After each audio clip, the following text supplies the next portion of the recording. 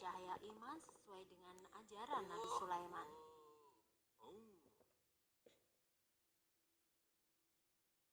Kisah Nabi Sulaiman dan para semut ada di dalam Al-Quran.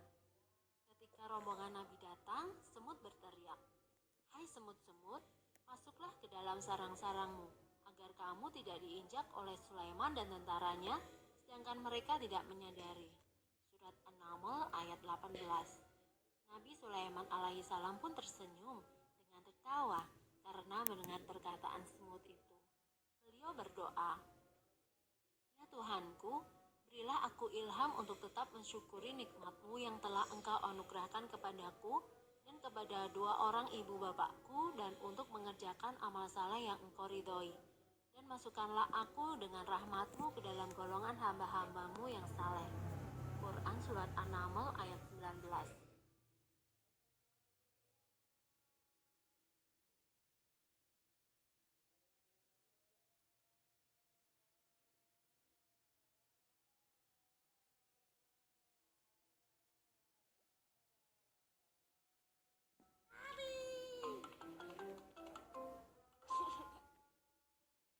Kisah Nabi Zakaria alaihi salam.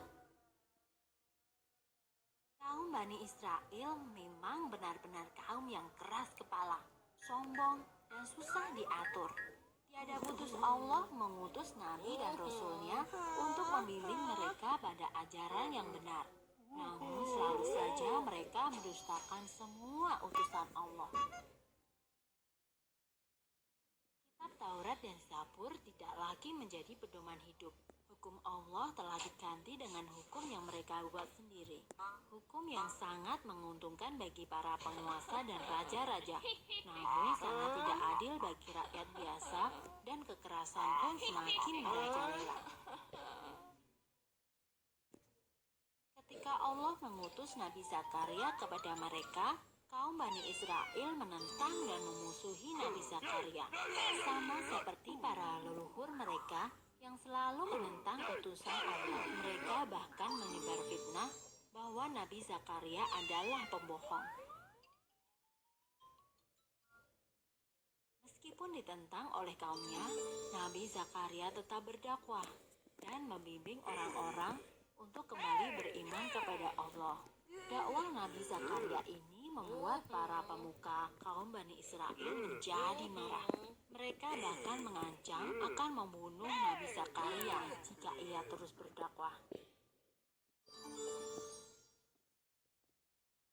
Kaum Bani Israel selalu berusaha untuk mencelakakan Nabi Zakaria. Perbuatan keji mereka terus-menerus hingga Nabi Zakaria tua. Saat ini usia Nabi sudah mencapai 90 tahun, tapi belum juga dikaruniai anak. Nabi Zakaria selalu memohon kepada Allah agar diberi seorang anak. Ia takut tidak akan ada yang meneruskan dakwahnya jika ia wafat tanpa memiliki seorang anak sebagai penerus. Doa Nabi Zakaria dikabulkan oleh Allah.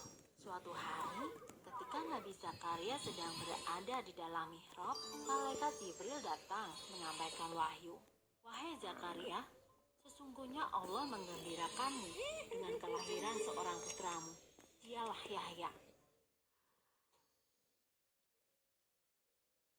Tiada yang mustahil bagi Allah." Saat itu usia Nabi Zakaria adalah 120 tahun dan usia istrinya adalah 98 tahun.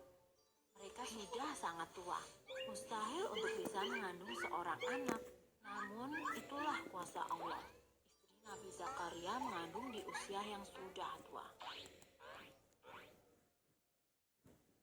Kelahiran Yahya adalah sebuah bukti bahwa kekuasaan Allah tiada batas.